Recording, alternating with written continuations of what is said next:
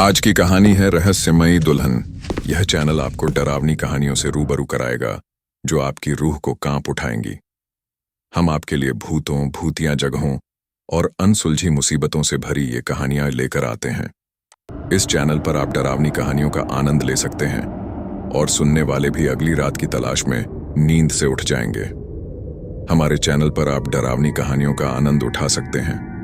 यहाँ आपको रहस्यमय घटनाओं से जुड़ी भूतों की कहानियां, जिनमें अनसुलझी मुसीबतें और अज्ञात तत्वों का सामना होता है, सुनाई देंगी।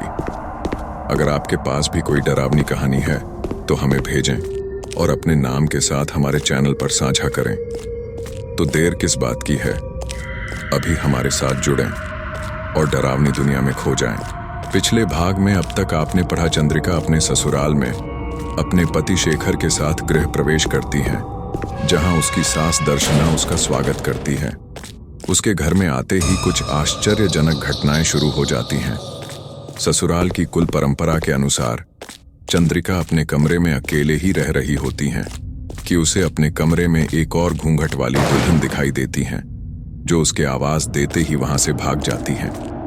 उसका पीछा करते हुए चंद्रिका को पता चलता है कि वह एक बहुमंजिला हवेली में है, जहां की हर एक मंजिल हूबहू एक जैसी ही बनाई गई थी।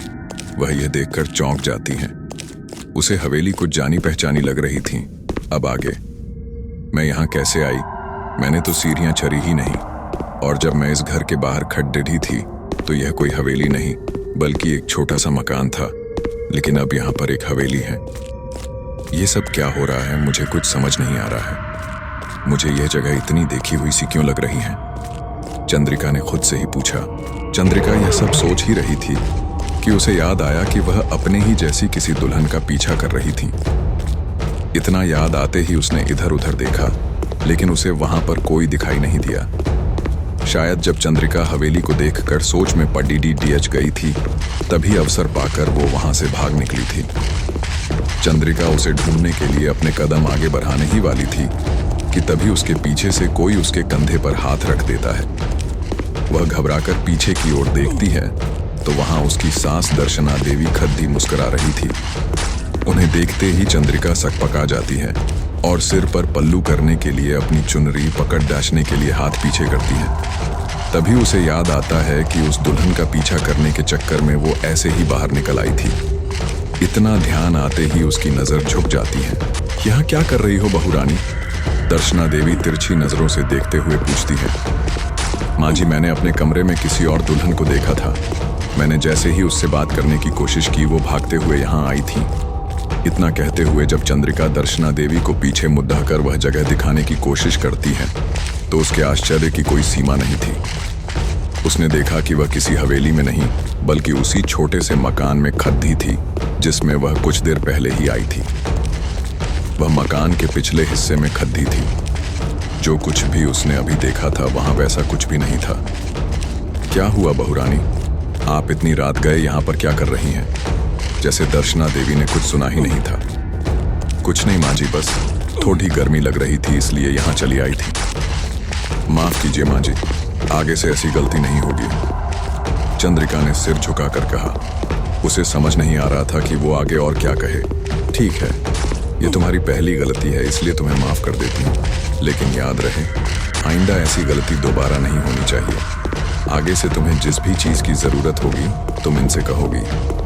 दर्शना देवी के इतना कहते ही एक बूढ़ी औरत लाठी का सहारा लेकर चलती हुई आगे आती है। उस बूढ़ी औरत ने काले रंग का लिबास पहन रखा था। उसके हाथों की खाल सिकुड़ कर उसकी हड्डियों से चिपक गई थी, जिससे उनके बूढ़े होने का अंदाजा लगाया जा सकता था, क्योंकि उन्होंने अपने चेहरे पर एक लंबा घूंघट डाल रखा था। उनके हाथों की 10 उंगलियों में बड्ढे बड्ढे पत्थर अंगूठी के रूप में सजे हुए थे। इनका नाम त्रिपाला है। इन्होंने वर्षों तक हमारे परिवार की सेवा की है और अभी भी कर रही हैं। आज से ये आपके साथ ही रहेंगी। चलिए अब अपने कमरे में चलकर आराम कीजिए। कल सुबह बाकी की रस्में भी करनी है। जल्दी उठिएगा। इतना कहते हुए दर्शना देवी वापस कमरे की ओर मुद्दती है और चली जाती हैं। चंद्रिका और त्रिपाला भी उनके पीछे चल पड़ते हैं। तभी वो घूंघट वाली दुल्हन उन्हें जाते हुए देख रही होती हैं।